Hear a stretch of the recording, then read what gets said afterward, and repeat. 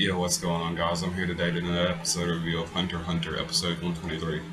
Now, this episode is basically, it does a little bit of flashback of when Netero and the king were getting ready to prepare their fight, and the king was like, if you can force me to admit defeat, then I'll tell you your name. Because I know, because my subordinates were there when your mother uttered her last breath, and that was your name. Alright, then it cuts into the actual episode, where you see all this devastation everywhere. When you really watch the fights, you don't really think about all this devastation just going around in the background, but when it actually showed it, just makes you think like, damn, that's all that shit that happened. And we're not even halfway through it yet. I mean, we still got Gon and Killua, Poof, and, damn, what's her name? The chick that's healing Kamagi.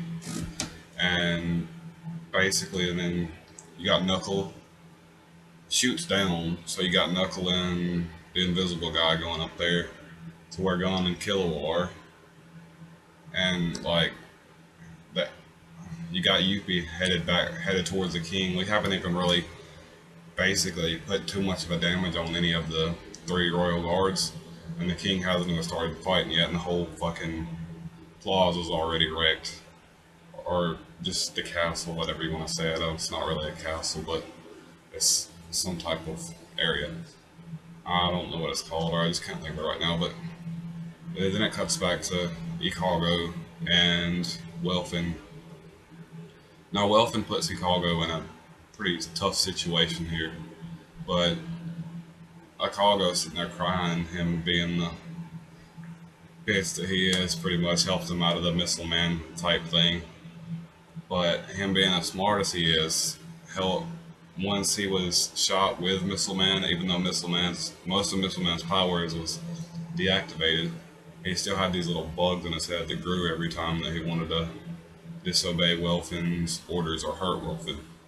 But basically, him not being a bitch right there helped him out in his smarts, figuring out what stopped the bugs from growing. Actually helped him to where he could actually go on to the next thing. And we got a little bit of insight on Welfin's past when Ikago started asking questions and about when Welfin was a human, and Welfin's realization of him just wanting to see the brother that saved his life. So we got a great deal of character progression with Welfin, and a little bit with Ikago. And then it goes on to say Ikago is going to go back up and find Palm. But apparently Palm is not the Palm we know. She looks like so maybe she looks like a hybrid between one of the ant chimeras and a human with Nin, which they haven't tried to do yet. So that's going to be pretty neat. And what if, like, I lost my train of thought. So you got Palm being a hybrid. Now, which side is going to take domestics here? Her human side or her ant side? When Ikago gets there, is she going to try to hurt Ikago or try to help Ikago? And with this newfound power, will it make her even stronger than she was, potentially able to fight one of the royal guards? Or will she basically be fighting Knuckle and Ikago?